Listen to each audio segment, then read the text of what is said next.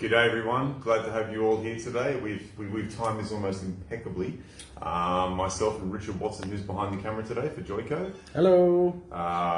So today we're going to be working on the haircut that I call Neo Gamine. It's, I suppose, my modern interpretation of what might be considered, for me when I hear the word gamine, I think of that slightly tomboyish, it's cute, it's not ultra classically beautiful in that 60s sense. Think Mia Farrow, Rosemary's Baby. So my interpretation of that, rather than being quite a short, what would be classed as a pixie haircut, is going to be more about strong perimeter, heavyweight lines, very a genderless shape that is, today I'm going to be working on curly hair again, which I think it works best on, but also with straight hair, and it's heaps of fun. So this is my modern interpretation of Neo Gamine. All right, there you go. Ta-da. So for today, I'm just, as usual, I'm not a massive styling product person. I prefer more just to prepare the hair. Everyone, this is Borry. Hi. Hi, Borry. Borry's been good enough to give up her day today. We have gone through, we've been here since early this morning doing a little bit of colour work. So today I am, much like my last haircut, I'm using some of the Zero Heat Cream style. I'm using the fine one this time, so we have a very good density of hair, and it's just, you know, it is fine hair, it's not a coarse hair. I don't want too much weight in it. I want this to kind of fall and separate. So just gonna jump straight in.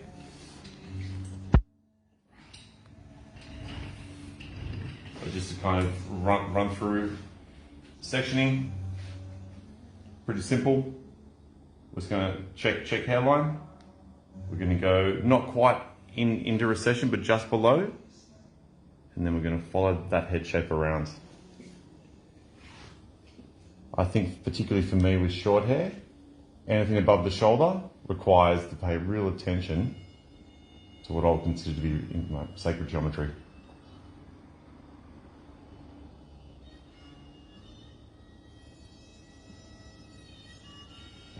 And Luke mentioned earlier that we have pre-coloured this hair. I will talk a little bit about the colour later on as it probably starts to dry a little more, so you can see it at this stage. It is subtle, but we'll talk a little bit more about the colours there and describe how it was done and what was used. Later on as well, there'll be some before and after photos posted to Facebook. Yeah, man. Once again, we're working in Luke's salon, Orwell & Watts in Springwood, Blue Mountains in New South Wales. Always love coming here. Got a good vibe, and Luke's work is fantastic. All right. So thanks, Richard. I've really enjoyed it. Richard and I have worked together for many years in many different kind of combinations. It's nice. We actually hung out on Saturday night and talked about this, so I feel like I've already done it 5 times. We did get a plan Saturday night, didn't we? So you can see my sectional line goes down there, goes down in the middle of the occipital, just above it. There's the occipital there. That's how we can build that really nice heavy weight line.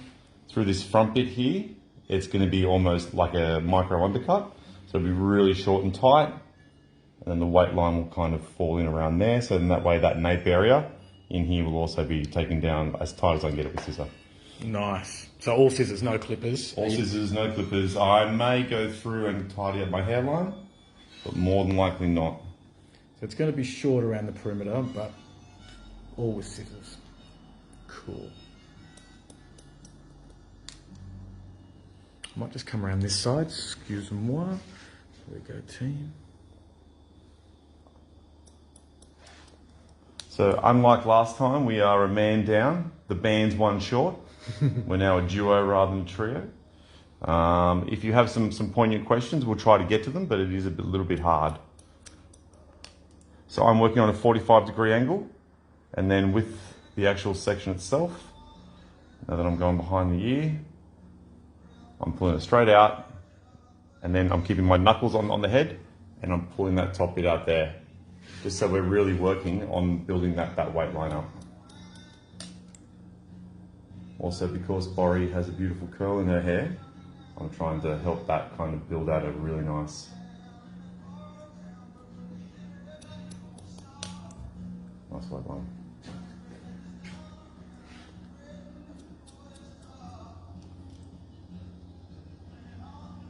now working in behind the hairline. You can see I'm gradually going there. I'm almost about 2 fingers out from the scalp now.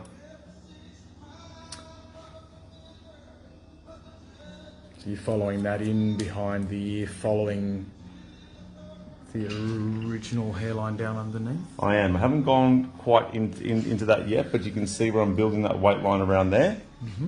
And then that's going to scoop down quite quickly because I want this hair behind here to still be long, but to have that really shortness in there, but that line come down and then be short in there, but still leaves that little bit of length in there. Excellent. So if the undercut itself is not exposed, it's quite a normal, grown out, lived in haircut. But if you want to, you can flip it all over or tuck it behind the ear, and it will have very much more that kind of bite to it. Just going to get into some of this nape area now. Fingers on the scalp. That way it also helps you follow head shape if you keep your fingers on the scalp.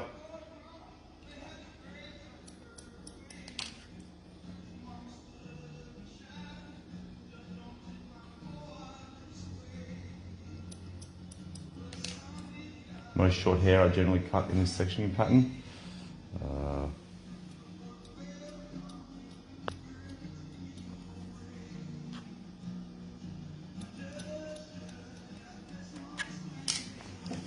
So now, from now on in, I think I've got my voice spray.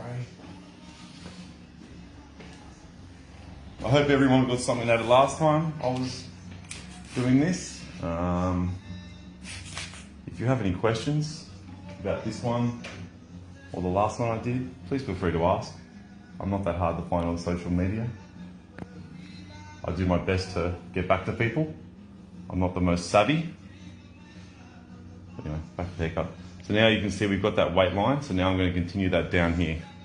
And once again, that comes from that top section. Mm-hmm. So there's my guide. And now it's just all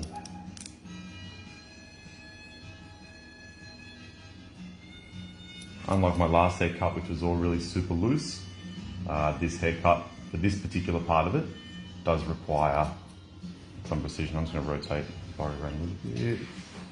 Yeah, actually, I was going to say that because I took a lot out of the last haircut. The texture, the sort of deep texturizing, because most of the work I do is quite precise, and that's great, but it creates a certain look.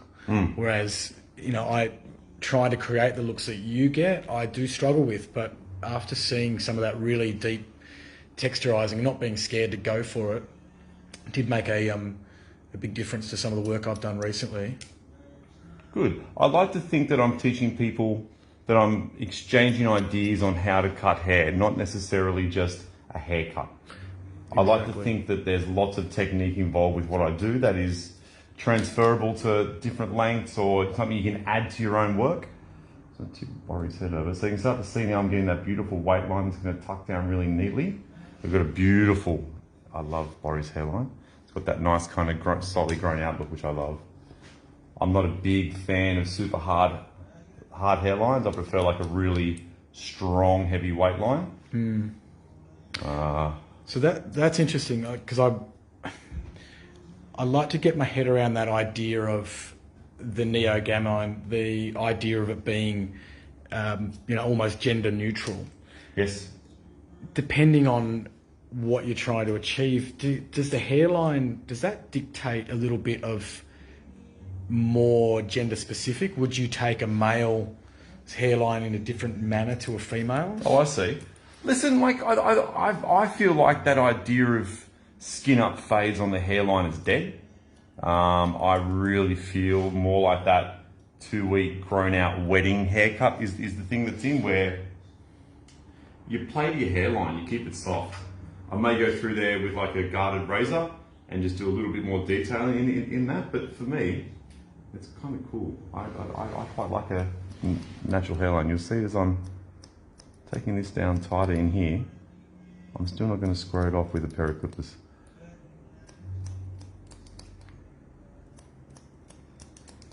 You'll see that I'm working still in that line there, so it comes down around behind the ear. So let's build up that shape nicely already. Nice. No, I don't think gender plays a point with hairlines. I think what plays more with any of the work that I do is like bone structure, neck length, you know, what shape is the face, what shape is the forehead, ears, all those kind of things. Some clients really don't like their ears. It's amazing how many people kind of, you know, oh no, not my ears. You know, personal perception is quite often not always a positive, unfortunately. So you can see we've got that nice shape in there. That's beautiful. Yeah. So using scissor over comb technique to get tighter, but not make the nape totally sharp on the edges, still leaving it natural. No. Now with this front hairline, you can see how I've got that lovely weight line there. I want to keep all that. So I'm going to comb all this forward. And I'm going to take that in nice and tight. I love the tight hairline on the front. I really don't like that traditional bringing it back and then leaving it kind of like feathered or too soft, particularly for this kind of work. So that's the opposite to the hairline at the nape that you've just done, really, isn't it? Yes, absolutely. And I suppose when you talk about things like, you know, gender-specific shapes and hairlines, that kind of like really blunt, heavy hairline might be traditionally considered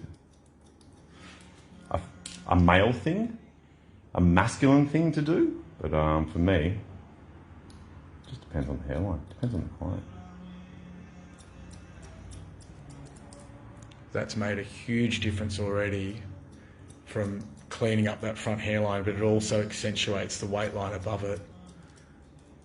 Yeah. Man. That's great. It's just working really slowly. So you can kind of see now that we've got both like tight hairline, tight nape, tight in the front, it has flow, and now we're left with what's behind the ear. Just be careful, some people's ears aren't as bendy as others. Do we have a bendy ear here? Oh, we have a mid-bend. Mid-bend? Mid-bend, quite acceptable. Borrow your ears, you know, bending a bit. We don't want it to laugh though, otherwise the ear will bend in the wrong position. Sorry, we'll stop. So here what I'm doing is, you can see I'm really combing it against the way it wants to sit. There's my hairline all the way up in there, and I'm just keeping it soft. I really don't want to take it off too tight. Once again, it isn't about that with this haircut. So for me, that's what I would consider to be a really defined perimeter. I love that nape. That nape is sitting beautifully, and a lovely blend from near the occipital bone through. Good shape already. Can I give you that, please? Yay! My favourite part of having live models is having someone to be another set of hands sometimes, right? So now I'm just using my barber's comb. Take that bad boy down. And why would you use a barber's comb? You know what? It's so easy to bang it off with a pair of clippers. But this particular comb, which is a Wise Park one, it's got a nice flex. So I can really kind of get it in there and then bend it out to where I want it.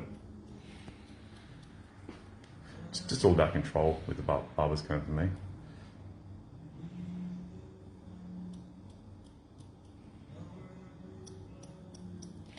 Totally agree. I think it's an underutilised comb, and it's all, for me anyway, I'm not sure about you, it's all about that bendiness. It can go and get into little nooks and crannies of the hairline that combs that don't bend, they can't do it. Absolutely, Richard. I could not agree more. There's that kind of geeky scissor talk that goes on when hairdressers get together. Everyone's like, oh, nice comb.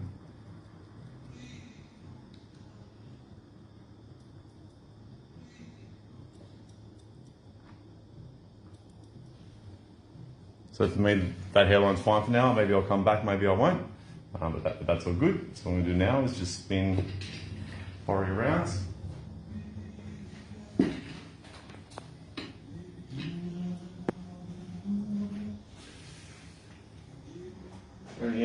Any questions out there in the world?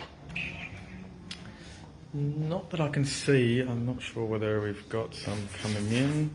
Great contrast to the last cut from Dunk. We've got a lot of people saying hi, which is nice. Hey. Hello, team. You know what? I'm so excited that when whatever goes on out in society goes on, we can get back out on the road to you guys, because I really miss having that interaction with real human beings. It's really fun.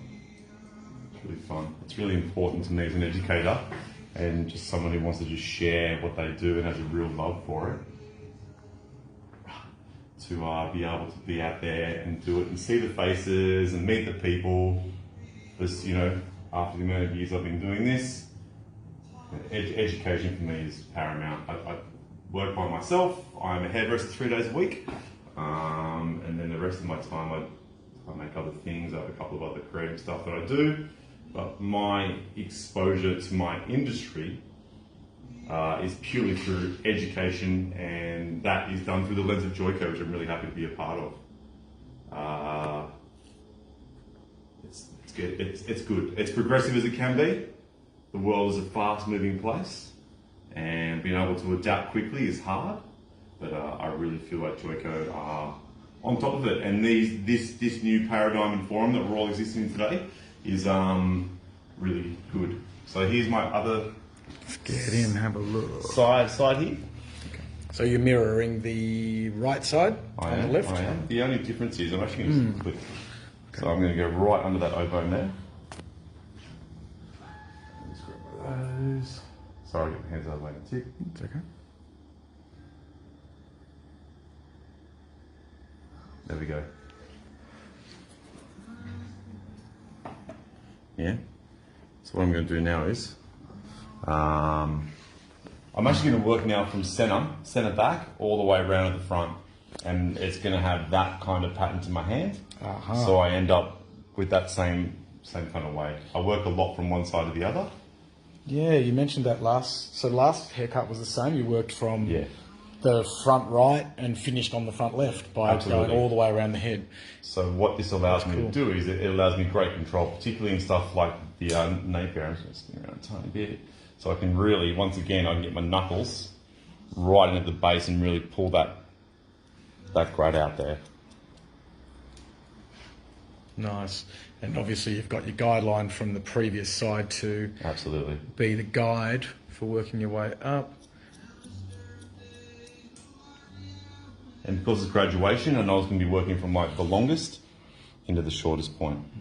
You can see just by doing those sections there, the profile has built up that beautiful graduated shape.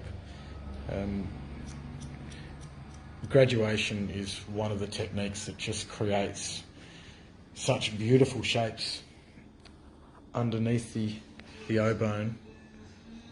I also think, like, you know, the idea of like a modern undercut for me is not necessarily about having that contrast between shave and hair hanging over the top. It's about, with this weight line that I'm going to be building today, it's going to give me some width around there. Because Borry has like that classic oval shaped face, same as me. If it's too tall and there's not enough on the sides, you end up with that kind of pencil head down the middle. Whereas we very much want to, I'm going to spin this around so I have some white wall behind us. Cool. Is that going to be better? Yeah, man. Being able to kind of build out some of that width around cheekbone and around through that middle of the face is really important. And that's why sometimes it's nice to show those wild cuts where it's all fun and games. Like the next one will be the long hair one that I'm going to do. But for short hair work, there are certain rules that have to be observed. Because in short hair, if you did a similar technique to your last haircut, yes, which had a lot more length around the perimeter, yes, you would end up finding that you don't have a precise shape around the perimeter. Do you think that might be the case with a shorter graduation? That's why you need to be more precise? Freehand short graduation, I think, is almost impossible. But being able to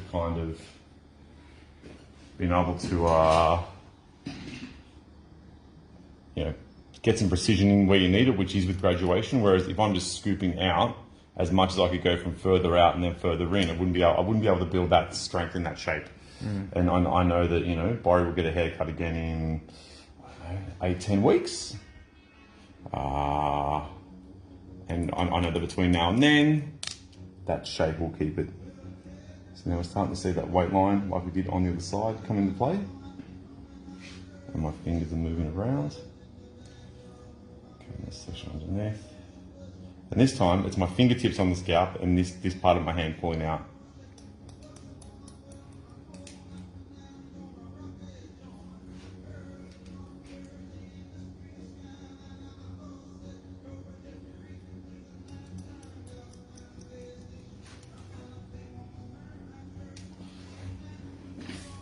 Same again with that hairline. Forward.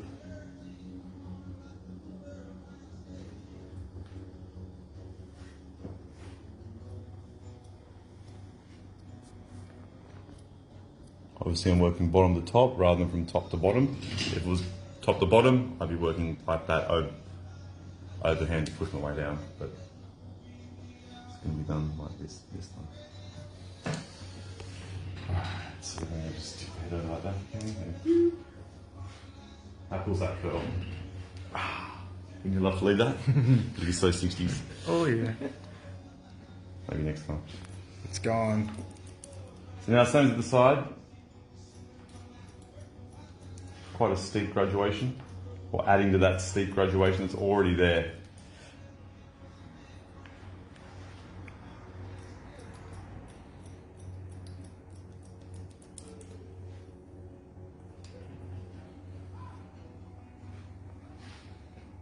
Well, I don't know about the rest of Australia and New Zealand, but today we've actually got 28 degrees outside. It is a scorcher. It's hot. It is really hot. We're in the Blue Mountains in New South Wales and the weather is lovely. We all wish we were at the pool.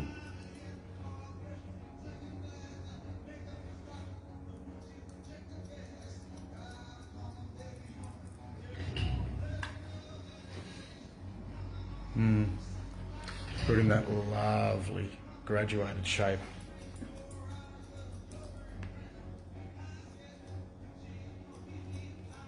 I love scissor comb.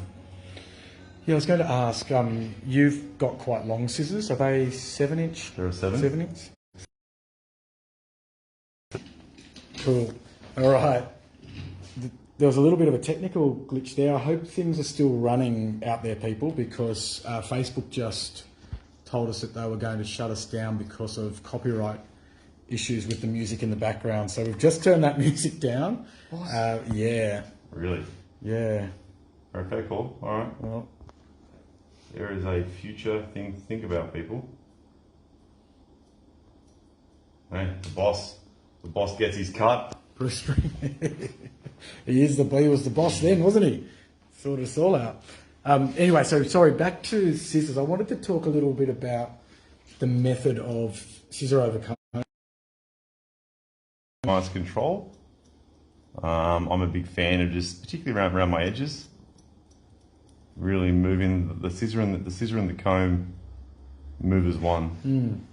I notice with the long scissors, do you find that it's easier? I've seen some people have different pairs of scissors. They'll have short scissors for precision work and longer scissors for scissor over comb. I've got 2 pairs of scissors. I might have gone through this last time. I've got these bad boys, which are my everyday 90% workhorses. And then I've got what I would call my fringe scissor, which have a very sharp end. They're still a 5.5, a 6, sorry. And before I go, so you can see now I've built that weight line. So there's a curl there, and the back, and see if I can find that. There it is.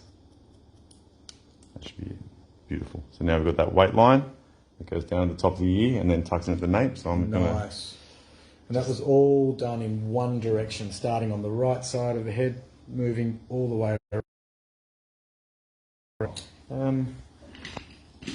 Yep, it says we're live. It just keeps coming in and saying that they want to shut us down. But we've turned the boss off. Hopefully it will sort itself out. All right, so I can see Felicity Bruce. Hey, Flea. I like scissor that are quite pointy with a heavy shank, and I like an offset handle. Sorry, can you rewind there? Sorry, there's a couple of things going on, and there has been questions about scissors. So okay. Starting again, sorry. I use an offset crane handle, so straight with an angle, fixed hang. I like a heavy shank. I like a really pointy end. I like all the balance and weight to come right down at the tip. I think one of the biggest mistakes is how people hold their scissor. I see a lot of people jam their whole hoof in, And that really, when you try to cut, that angle of thumb and then wrist is really quite bad and is going to end up in a lot of pain. You should be try to keep this all as straight as possible. As an ergonomic kind of way to think about yourself, it's really important. Notice how Luke's thumb hardly even goes inside the thumb hole. I mean, that's also why these scissors actually have a cutout in the back, so your thumb sits in there very naturally. But back to why we're all here. I'm now going to go halfway in a little bit of a moon shape. So spin this around like this. Whoop. And we're back on. All right. There we are. Okay, so we've done the sides and the back now. Yep. So I'm not going to touch those bad boys anymore. Now, as far as connecting goes, so my section line here it has a slight curve to it like that. It's not major. Yep. Just a little bit. Hope it doesn't show my bad section lines. That's great. No, it looks good. I've tried to move away from lots of pinning sections up and having, I'll have a still bro, and having all my sections pinned up perfectly. I prefer now more just to work with, something that's more soft and natural. All right, so now we're going to move in the blending roughly the back with that nape, but then this front bit here is going to be completely unblended, and then we're going to connect the two through the internal top. Yeah, so we're just going to work in rather large sections. Let's see if we're going to pull this out. Now, where is, always have a look. So there's, find your guide from underneath. There's my guide. That's my weight line there. Okay. I can see that. Now, much like my last haircut, sorry. Yeah, this is the interesting part for me. So coming over the top, I want to have a look. I'm going to go in, I can see where the weight line starts there. Yep. And I'm going to scoop out from there all the way to the end. So start at your guideline and scoop out to whatever length is required. Yes, but I'm also pushing that line back. So the opposite to that would be pushing that forward, going from shorter to longer. Yep. That's because I want to tell the hair which way to move. Gotcha. So the back will all be cut to push into the middle.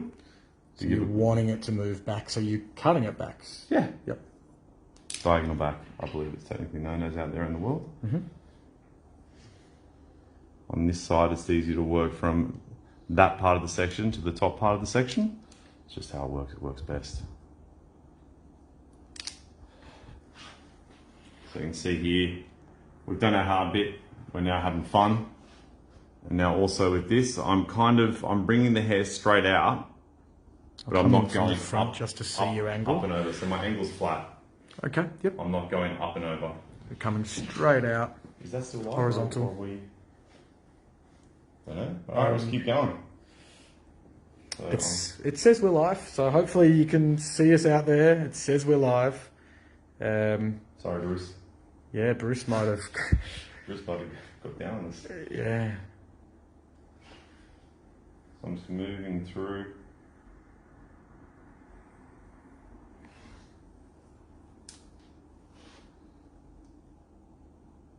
We're getting thumbs up. Okay. Oh. We are live. Yay! Woo! Thank you, Internet World. So you can just see now, with this section, it blends enough. Sometimes the idea of it is not to blend perfectly, right? But we have weight and we want weight. Yeah, but also because we have that wave and curl in there, it's going to allow us to have that. Now I'm going way over the other half of the head and I'm going to bring it out just to see what's there. You know what? A little bit. I'm just going to knock that bad boy off.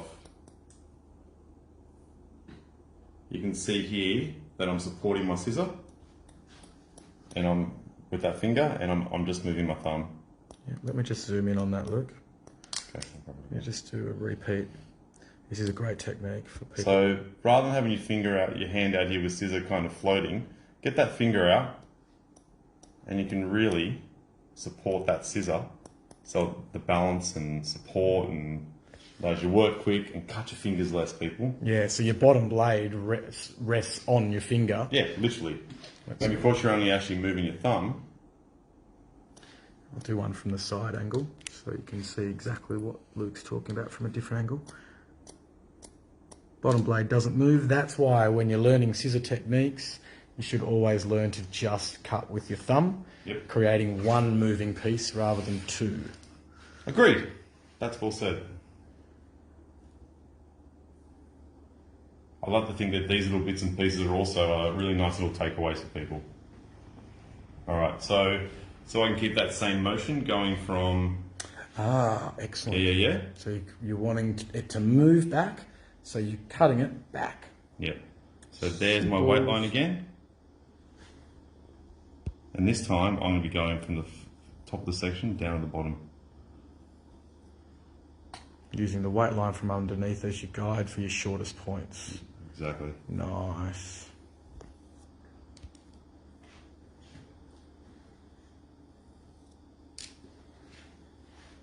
So we've moved away a little bit from that really precise, small sections, dead straight blunt cutting through the perimeter, up here to still sectioned, clean, great distribution, but this is where I guess the modern edge of this comes.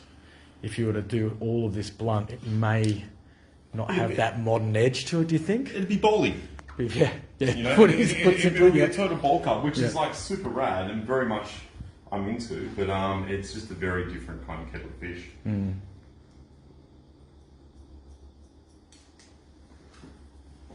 So now I'm going to spin this around so we have some nice white behind us. You can see that it actually goes in. Yeah.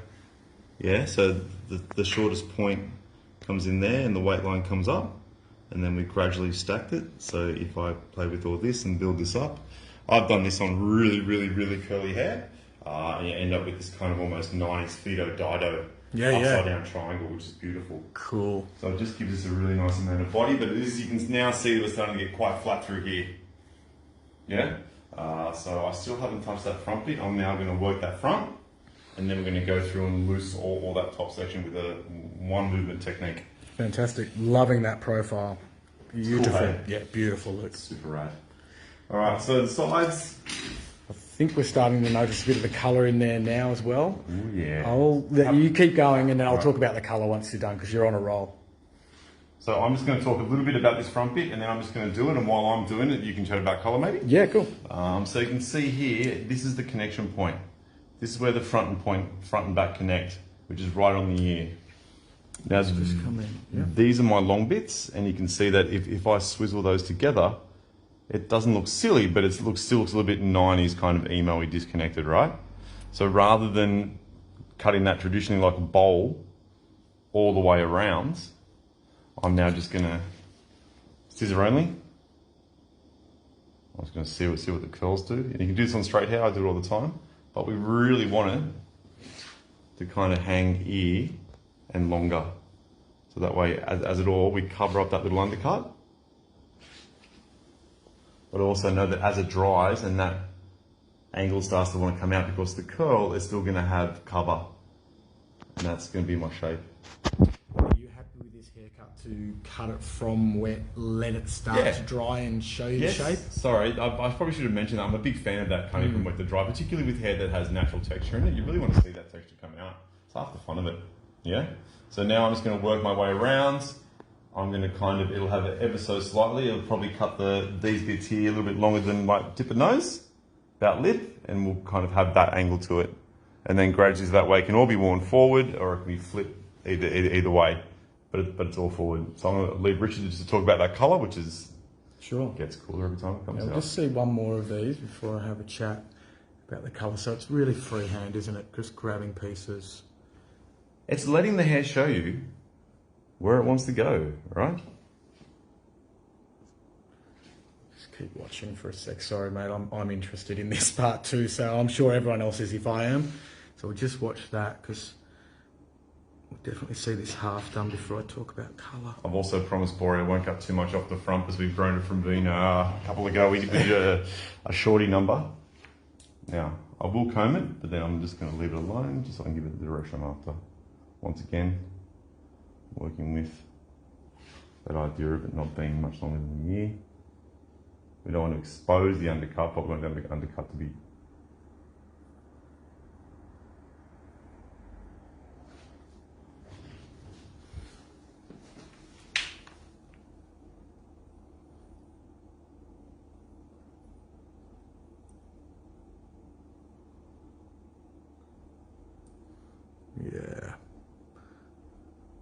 That's cool. And so you're just looking for balance, really. There's no... Absolutely. It's visual. Cool. You know, like so sometimes hairdressers, when I'm teaching this kind of work, go, oh, but how do you know? And it's like, trust your hands.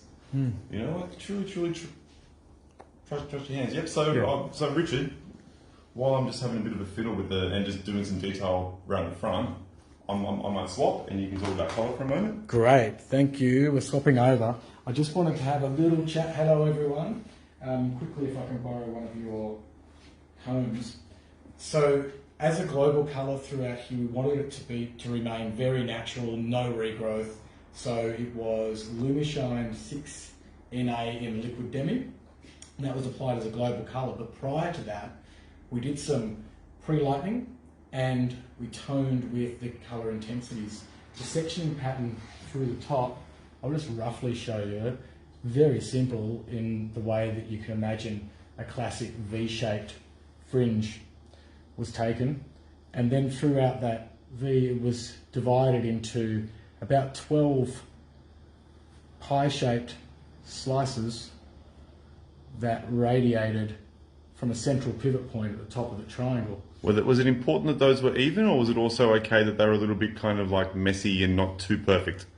It's definitely not too perfect. I actually zigzagged them. Once I had them, then I did a wee bit of back combing and applied our Joico Blonde Life Cream Lightener and 9% 30 volume, just from around about 3 to 4 centimetres off scalp through to the mid-lengths and ends. That was processed for 50 minutes, and then it was rinsed. And prior to all of that, I should remember that we did use the Joico Defy Damage to protect from the lightning process. Once all of that was done, we toned these beautiful ends. They're really starting to pop now, they're drying. Oh yeah, that's looking great. With, if I do say so myself, the roots were cobalt blue, and the middle-lengths to ends were aqua flow. There was a blend through the central part of both of the colours, and that was really quite simply just taken over anywhere that was pre-lightened with both of these. So very happy with that. Natural look throughout with a little bit of action through the front. Wicked. Thanks, Richard. Cool. Doing the swapsies. Thanks, man.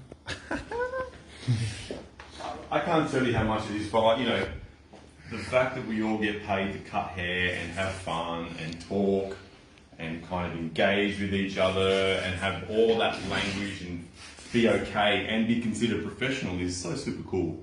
So I'm just going to give this a little bit of a light spray.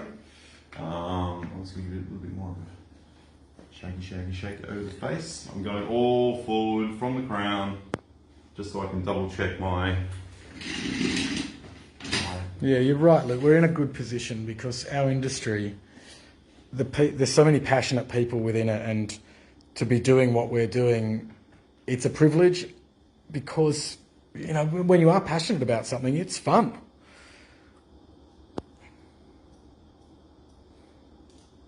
I'm going to come in close. So I'm just putting a little bit of definite edge. This haircut isn't about being scrappy, it's just about balance and shape. And you can see now we've got that good shape. It can be, you know, worn to the side like the way I know Boris going to do it, or it can all be almost like quiffed and pushed back. Whatever you want. Anyway, so now for the final bit, which is actually really, really simple. Okay. So technically, because this has all been cut to a solid line and all that section's been brought out, when I pull this up, it should have a triangle in the middle. Yes. Yeah. Yep. And that's why at the moment, when I have this all out like that, you get this lovely weight line, but not a lot of this activated movement through the center panel here. Yeah? So what we're going to do is, it's going to be real easy. Just going to, I don't know what a word for that is, swizzle all the hair forward. Swizzle it? I'm going to swizzle it. Do you need a swizzle stick to do a swizzle though? I'm not sure. I don't know. That's like 70s cocktail hour, isn't it? Swizzles? I think so. I think you get swizzle sticks with an olive. It may need an olive in here, people. So what I'm going to do is, like, I've got crown here, about an inch forward of the crown. let the hair tell you. I'm just going to pull that bad boy up. And then when I pull this up, you will see that I have that triangle shape there that I was just talking about. It's not super defined, but Yep. it's there. Yep, well, no, we've got it. Now, you can see that about here is where my corner is going to be heaviest. So bringing that weight line up and kind of being aware of where it is in my section, I'm just going to bring that up. And then much like the other haircut, I'm just going to, little short sharp, not dragging all the way out to the ends now. I'm going to go in and it's going to be quite a defined little scoop shape. But your fingers are virtually sitting at that level of where the weight line was. Absolutely. So that's your safety. You can't go lower than that. You can, but it's not the point, because I still want to maintain that roundness in those sides. If I start going too deep into that top section, I'm going to end up with a big fat square. Yep. Whereas I want it to be round. I want it all to play into each other.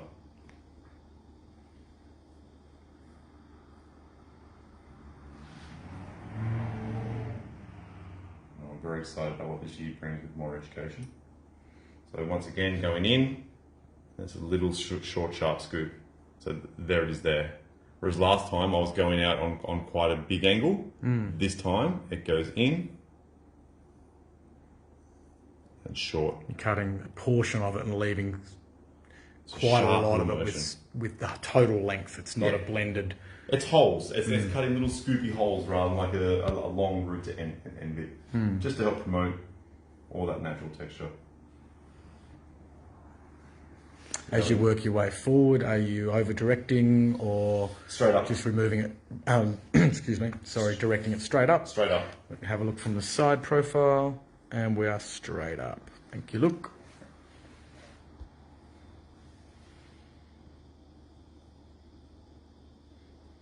Anyone who thinks Duncan should be back in, join the band, you know? Hope he's out there in the world doing cool stuff. You know, I think he's watching. I think he's watching now. I can feel him. Felicity is as well. Hey, guys. I can feel the ghost of John and Yoko. Right, yeah, so you can see I am keeping my section line rounded because that's what the head is. Yeah, so I'm really trying to kind of just work with that a little bit. Now this is getting a little bit too much to handle in one section. So I'm actually going to go 2 sections. All out there. Once again, I can see my weight line there. Those little hairs there tell me that I'm right on my weight line with my fingers. And then just going to... So also, now that we've done all this beautiful colour, I don't want to mess with that too much.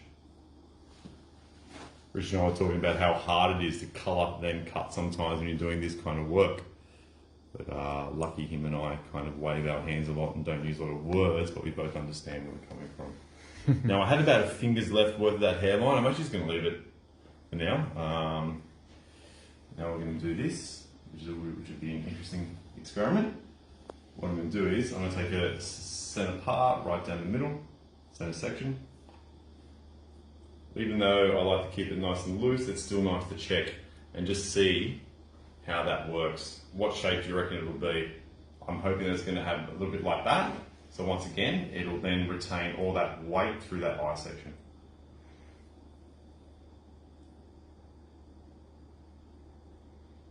Not bad. So we've got a little more length through the front panel. But there it is. And tapering down. There it is. It goes all the way up. Yeah. So it's quite steep. Quite steep.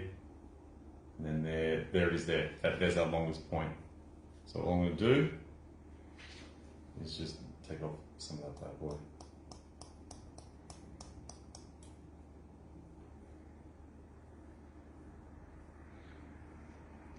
And that actually looked like hair that hadn't been cut at all, do you think? No, that was not at all. That was length from the previous haircut. Yes. By just taking those ends off, it's going to make a difference, because where it was pre-lightened and colour intensity, it was looking a little fluffy on those tips, wasn't it?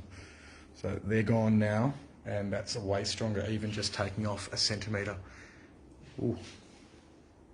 So I actually like this haircut as a profile. I think all the power in this haircut is in the profile. Oh my gosh, yeah. May I have the dusty brush, please? Thank you. That is well cool, man.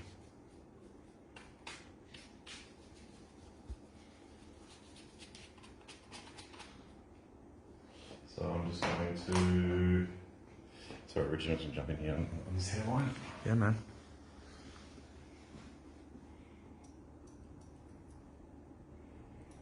I would love a chair with a 4-foot hydraulic lift on it. Being able to get clients way up in the air would be amazing. So you could stand whilst doing this and their head would be just a little bit above the ceiling. Yeah, literally. Ideal. Or I could get them up so high I could just cut it from the top of the mezzanine. So you can see here, just sorting out this hairline. There is still a bit of a traditionalist in me where I don't always like to take clippers to a lady's hairline. I don't think it's necessary. Even these days on men, I tend to stay away from it. It looks different. What you've done there, I don't believe can be replicated with clippers. I feel as though... No. I would agree. The shapes and blends that you can create with scissor over comb work is infinite. And I actually use an analogy all the time with clippers. They follow the shape of the head. So it's like mowing the lawn. If you've got a big ditch in the lawn, yeah, it's true. It'll go down the ditch. It's true. But with scissor over comb, if you've got a ditch in the head, you don't have to follow that. You can fake it so it doesn't look like there's a ditch. That's kind of the point, right? You know, exactly. Is trying to create the ultimate pleasing head shape. Just before I keep going, Sorry. A little bit more of this bad boy.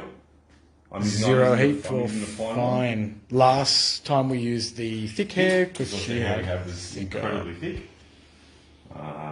This stuff is great. You really don't have to be scared of it. I use it a little bit as cutting lotion, particularly when I'm working from wet to dry.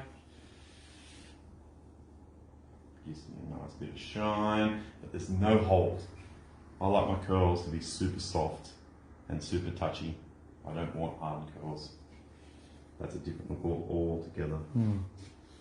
So this haircut's kind of wrapped up. I might take a little bit of moisture out with the diffuser, but that will be about it, just to show you how we can get some of that lift with that root technique I was doing before. But once again, you feel as though the best to be left to dry naturally, this sort of hair? Yeah, absolutely. And that's why with that undercut being so steep, it's going to really help push this bowl out on the sides. So the idea of it is, I'll go straight on. The idea of it is, because the underneath bit has that angle to it, it's going to stack itself out, which is actually the technical point of graduation. To then drop weight over the top of that very technical club cut, straight cut, whatever you want to call it, graduation, you're going to end up with this beautiful width and texture. And then with that loose texture through the top, it's going to just spring up that middle. That's the theory behind it. Yeah, that's well described. That's awesome. Thanks. And then we'll do this and I'll do it to the different side.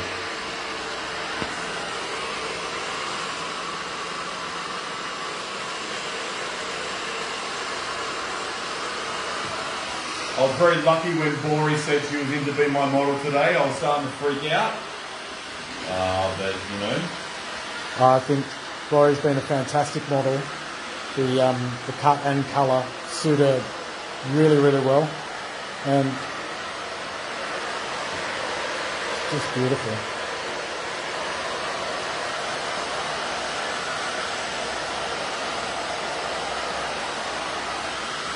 Just now came to the membership to the Orwell and Watts Lifetime Cut Club. So I'm just going to spin Bori around so we can see some of that nape. Just that shape in there is cool. We get scared a lot of weight lines as hairdressers. We quite often shy away, but about a couple of years ago I decided I was going to see exactly what I could do with weight lines and really work with heavy internal graduation patterns. Rather than collapsing that internal shape to be flat, allowing all that shape to build out from itself. It's just a beautiful, beautiful shape, Luke. I love that. How are you doing time, Ricky? Yeah? So once again, I'm not going to dry it too much. I just want to show you the potential. Are there any questions out there in the internet world? I'm going to spin this around like that so we have less of my messy workbench. We've got people watching, but Okay, cool. I think we might have a lag because of the boss. Because the boss shut us down. Boss shut us down. Yeah, Bruce Springsteen. So, not sure. I guess I'll have to use my own music next time. Find some nice local artists and any local Blue Mountains musicians out there care to donate unlicensed music to be used with hairdressing. Feel free.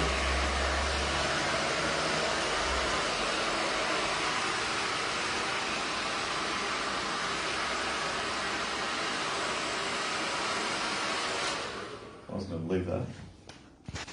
So obviously as far as like a walking around, you're not really going to have the front all over your face, as cool as I wish that would be, and a thing that I wish fashion would catch up with.